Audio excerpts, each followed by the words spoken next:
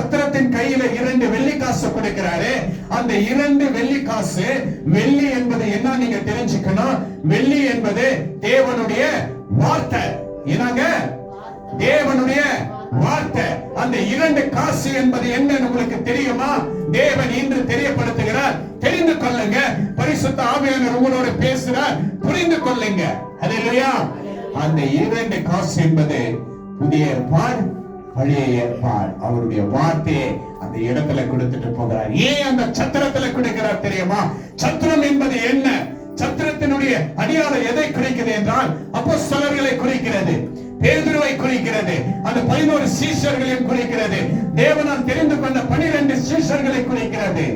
அந்த சீஷர்களிடத்துல அப்போஸ்தலர்கிட்ட இந்த வார்த்தையை கொடுக்கிறார், அந்த சத்திரத்துல கொடுக்கிறார். ஏன் அதை கொடுக்கிறார் என்றால் உனக்கு மருந்து, மாத்திரை, சமாதானம், சந்தோஷம், ரட்சிப்பு இந்த வேதம் தான். ஹல்லேலூயா. இந்த வேதம் தான் என்று கர்த்தர் அந்த இடத்துல லேவியர், ஆசாரியர் எல்லா ஜனத்திலும் கர்த்தர் பேசுகிறவராக இருக்கிறார். இன்று உங்களோடு பேசுகிறவராக இருக்கிறார். இந்த வேதத்தை நம்ம வாசிக்கும் பொழுது, இந்த வேதத்தை நம்ம சுமக்கும் பொழுது நமக்கு இதுல எல்லா சந்தோஷமும், ரட்சிப்பும், நன்மையும், கிருபையும் கர்த்தர் நமக்கு வைத்திருக்கிறார். அது வெளிப்பாடு. இது வெளிப்பாடான சுவிசேஷம். இது வெளிப்பாடான வார்த்தை. கர்த்தர் உங்களோட பேசிக் கொண்டிருக்கிறவராக இருக்கிறார். இந்த வார்த்தை எல்லாம் அந்த 2 காசு ஆண்டவர் அந்த புதிய ஏற்பாடு, பழைய ஏற்பாடு கர்த்தர் நமக்கு அப்போஸ்தலர்கிட்ட கொடுத்தார். அப்போஸ்தலரிடத்துல அன்று கொடுத்தார். அவர் மேகமா எடுத்துக்கொள்ளும் பொழுது, ஒரு மேகம் அவரை மூடிக்கொள்ளும் பொழுது கர்த்தர் அப்போஸ்தலரை நம்பி கொடுத்தார். இன்று அப்போஸ்தலர்கிட்ட கொடுத்த இந்த தேவ வார்த்தை உலகம் முழுவதும் நமக்காக கொடுக்கப்பட்டிருக்கிறது. நம்ம தெரிந்து கொண்டிருக்கிறோம். இந்த சுவிசேஷமான வார்த்தையை நம்ம என்ன செய்யணுங்க? வைத்துக் கொள்ளணும், பிடித்துக் கொள்ளணும். கர்த்தருடைய சமூகத்தை நாடணும். நல்ல சமாரியன் இயேசு இன்று நம்மை தேடி வந்தார். நம்முடைய பாவங்களை சுமக்க வந்தார். நம்முடைய காயங்களை கட்ட வந்தார். கல்வாரி கல்கோதா மலையில அவர் நம்முடைய பாவங்களும் பாரங்களும் சுமைகளையும் அவர் சுமந்தார். அவர் சுமந்தார். 1 பேதுரு 2ஆம் அதிகாரம் 24ஆம் வசனத்தை நம்ம வாசிக்கலாம். நம்முடைய பாடுகளை அவர் சுமந்தார். அவர் துக்கங்களை சுமந்தார்.